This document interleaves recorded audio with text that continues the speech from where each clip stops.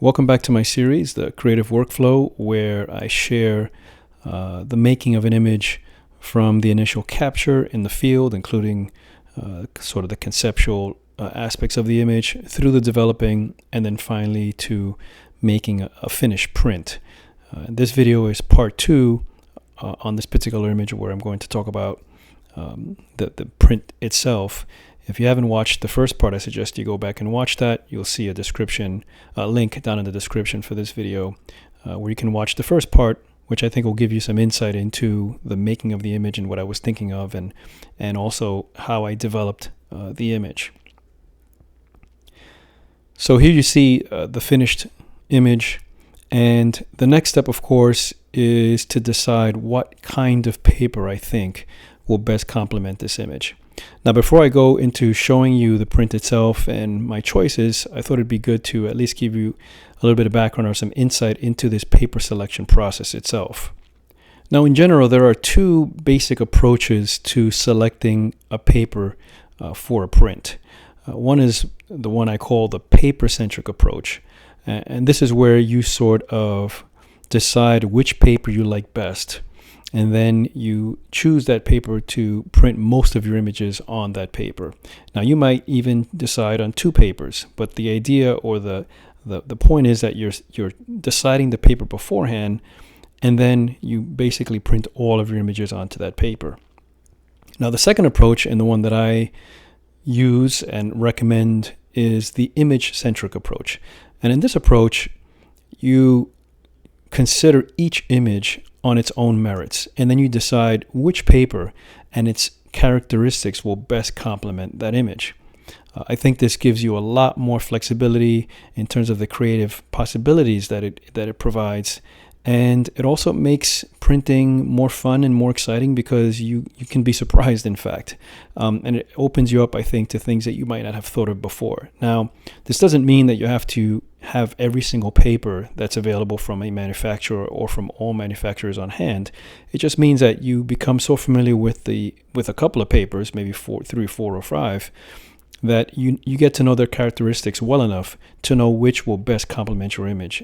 So let me just go over some of the basic paper characteristics. We've got the paper surface and the finish.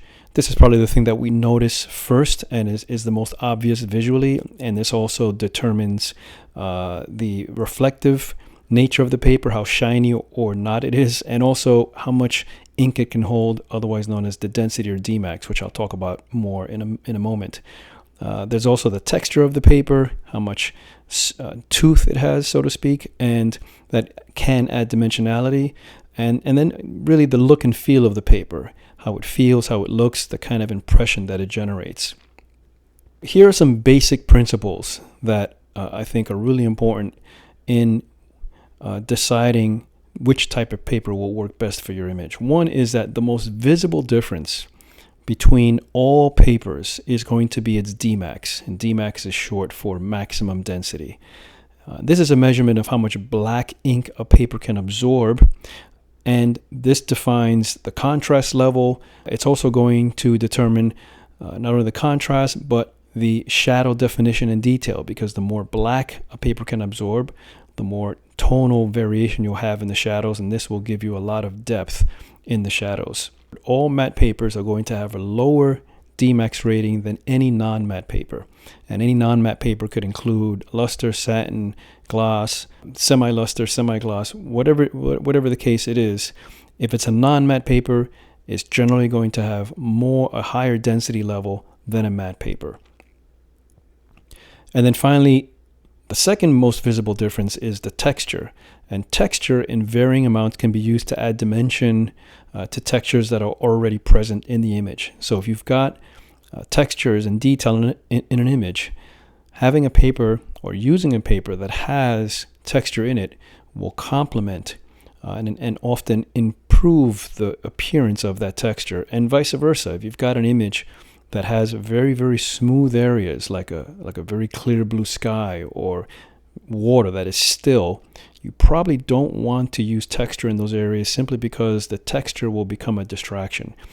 Now, matte papers specifically, as I mentioned before, have a lower Dmax level relative to fiber and gloss papers. Now, None of these characteristics are a value judgment. In other words, I'm not saying that lower or higher is better. This is just the character of the paper. Sometimes more contrast is better, sometimes less contrast is better.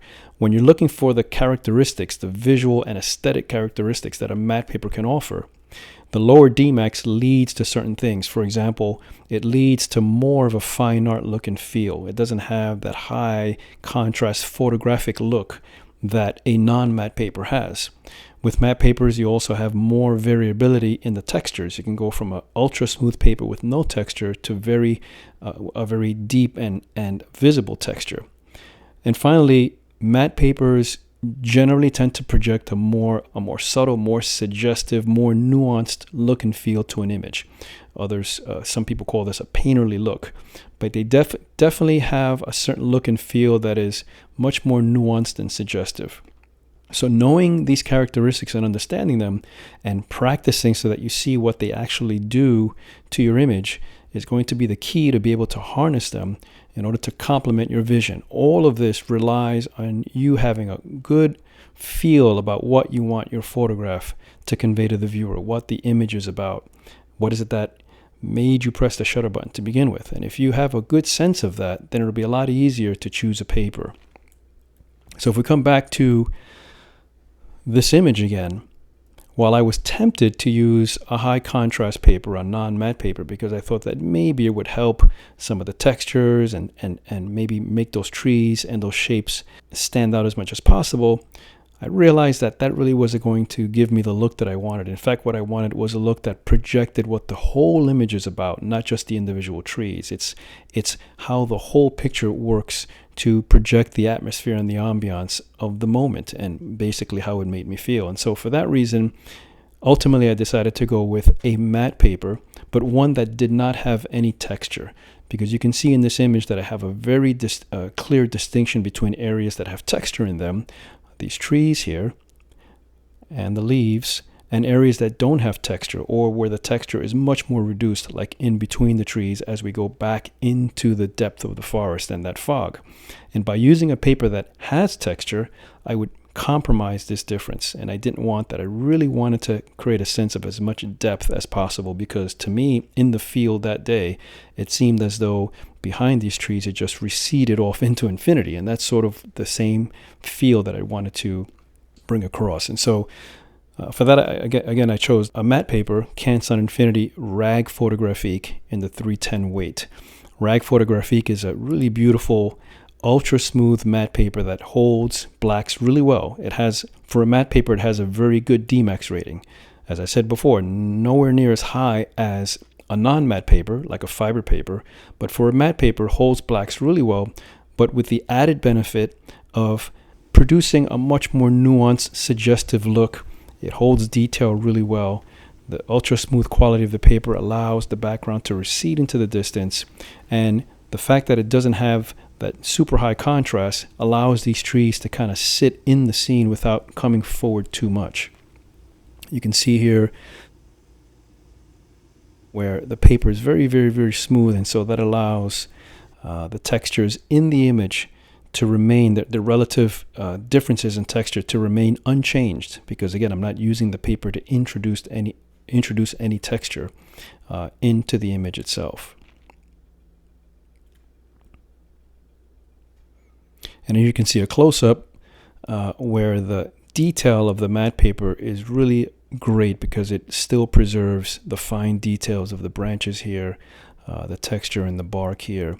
But in the background, it allows those areas to remain soft and smooth. And so for me, this paper, I think, works really well. Again, this is approximately a 7 by 19 inch piece of paper.